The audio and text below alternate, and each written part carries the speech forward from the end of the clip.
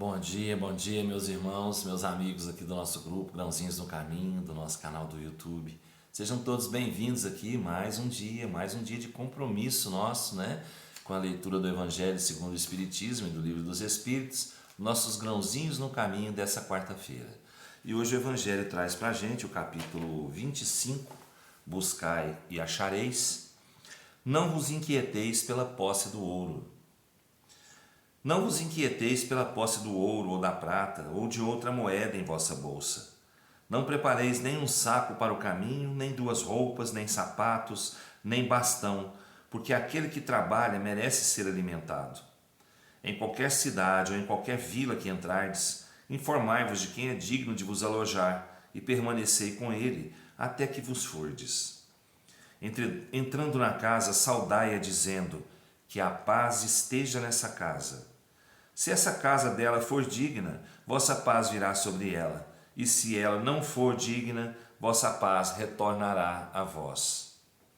Quando alguém não quiser vos receber, nem escutar vossas palavras, sacudi, em saindo dessa casa ou dessa cidade, o pó de vossos pés.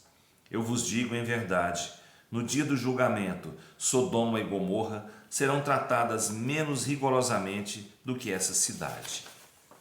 Essas palavras que Jesus dirigiu aos seus apóstolos, quando os enviava pela primeira vez para anunciar a boa nova, não tinham nada de estranhas nessa época. Estavam de acordo com os costumes patriarcais do Oriente, onde o viajante era sempre recebido sob a tenda. Mas então, os viajantes eram raros. Entre os povos modernos, o aumento da circulação levou a criar novos costumes. Não se encontram os costumes dos tempos antigos, senão nas regiões distantes, onde o grande movimento ainda não penetrou. E se Jesus retornasse hoje, não poderia mais dizer aos seus apóstolos: ponde-vos a caminho sem provisões. Ao lado do sentido próprio, essas palavras têm um sentido moral muito profundo. Jesus ensinava assim aos seus discípulos a se confiarem à providência. Depois, esses nada tendo, não poderiam tentar a cupidez daqueles que os recebessem. Era um meio de distinguir os caridosos dos egoístas. Por isso lhes disse: informai-vos de quem é digno de vos alojar, quer dizer, quem é bastante humano para abrigar o viajante que não tem com que pagar, porque esses são dignos de ouvirem a vossa palavra. Pela sua caridade, vós os reconhecereis. Quanto àqueles que não quisessem nem recebê-los, nem escutá-los, disse aos seus apóstolos para os maldizerem, se imporem a eles, usar de violência e de constrangimento para os converter?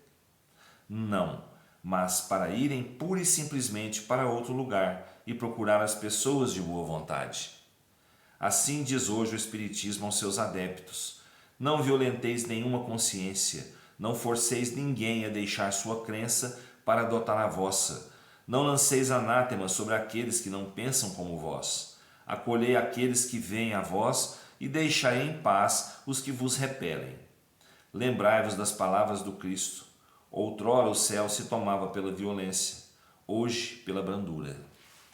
Muito bem. Não vos inquieteis pela posse do ouro. A gente não deve ficar preocupado, né, se a gente não tiver dinheiro, vamos colocar hoje assim no termo certo, a posse do ouro. Se a gente não tiver condições, tudo a providência pensa, né, para nos ajudar. Tudo é provido por Deus. Tudo aquilo que nós necessitamos, nós temos.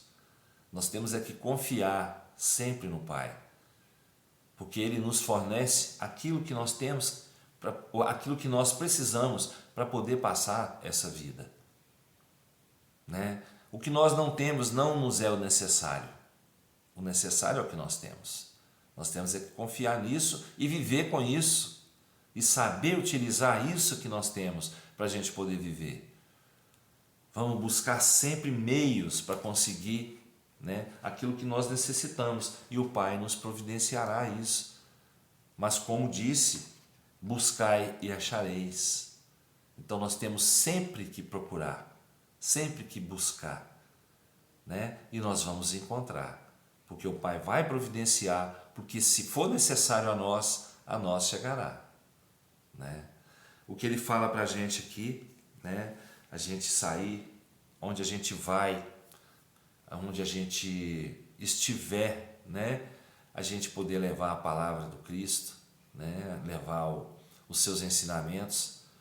E sempre que a gente chegar em algum lugar, eu tenho mania de chegar em casa e falar assim, que a paz esteja nessa casa, né? E algumas casas eu chego também, né? Isso é quando eu lembro, né, pessoal? Porque a gente hoje nessa correria, a gente quase não lembra das coisas, mas quando eu lembro, eu tenho certeza, né? Eu falo, né, que a paz esteja nessa casa. E o meu menino está aprendendo isso também, né? Chega, a paz esteja nessa casa. Então, a gente vai abençoar, né, onde a gente estiver, porque ali a gente vai encontrar aquilo que a gente precisa, com certeza, né? E se a gente está levando a nossa paz, que a nossa paz esteja naquela casa, que a paz do Cristo esteja onde a gente estiver, porque tudo estando em paz aqui, né, tudo caminhará mais fácil. Então vamos sempre levar a palavra do Cristo, né, onde a gente estiver e prestando atenção, né, prestando atenção se vai ser bem recebido aquilo ali, né? Se não for bem recebido, o que a gente tem que fazer? Se resignar. A gente vai ter que se resignar, que nos resignar, desculpe, e seguir o caminho, né? Seguir o caminho, porque nada tem que ser forçado. A gente não pode forçar ninguém a acreditar na gente, acreditar naquilo que nós acreditamos. Cada um tem sua crença, tem sua religião, tem sua maneira de amar a Deus, de adorar a Deus, né? E vamos lá na nossa, né? Se nós achamos e acreditamos sempre que essa é a verdade, vamos atrás da verdade sempre. A verdade não nos libertará, não é? Então vamos atrás da verdade sempre, procurando fazer sempre nosso melhor, onde a gente estiver. Levar sempre aonde estiver o amor e a paz do Cristo. Vamos conseguir tudo que a gente precisa. Tudo que a gente precisa. O que nos é necessário. E vamos conseguir fazendo o quê? Procurando. Procurando. Achando. Porque quem procura, acha. Né? Quem busca, acha. Quem bate na porta, a porta vai se abrir. Com certeza. Livro dos Espíritos traz para a gente hoje o capítulo 7, Retorno à Vida Corporal, questão 375. Uma questão grande, né? Qual é a situação do espírito na loucura? O espírito, no estado de liberdade, recebe diretamente suas impressões e exerce diretamente sua ação sobre a matéria. Encarnado, porém, encontra-se em condição muito diferente e na contingência de só o fazer com a ajuda de órgãos especiais. Que uma parte ou o conjunto desses órgãos seja alterada, sua ação ou suas impressões naquilo que concerne esses órgãos ficam interrompidas.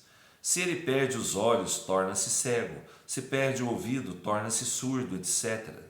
Imagina agora que o órgão que preside aos efeitos da inteligência e da vontade seja parcial ou inteiramente atacado ou modificado, e te será fácil compreender que o espírito, não tendo mais a seu serviço senão órgãos incompletos ou desnaturados, deve lhe resultar uma perturbação, da qual por si mesmo e no seu foro íntimo tem perfeita consciência, mas não é senhor para deter o curso.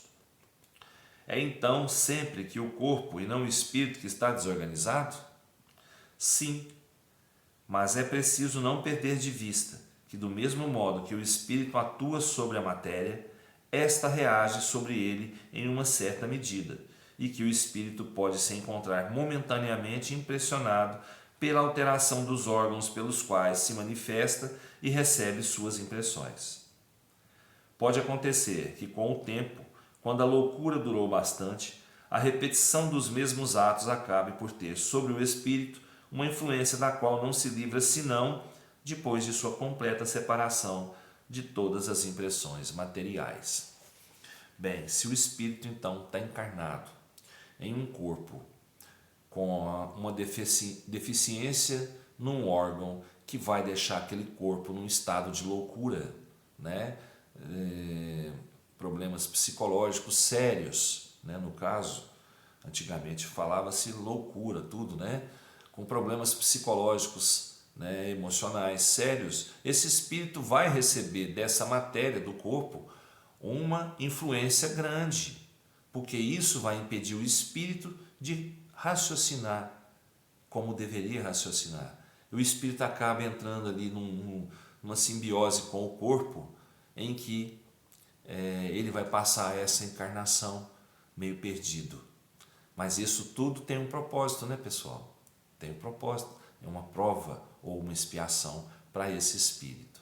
Então ele tem que aceitar isso, e esse estado de loucura, né, vamos dizer assim, esse estado, se ele for prolongado, se ele durar muitos anos dessa encarnação, dessa reencarnação, o espírito vai se livrar disso somente quando ele se desprender completamente, né, dessa última reencarnação.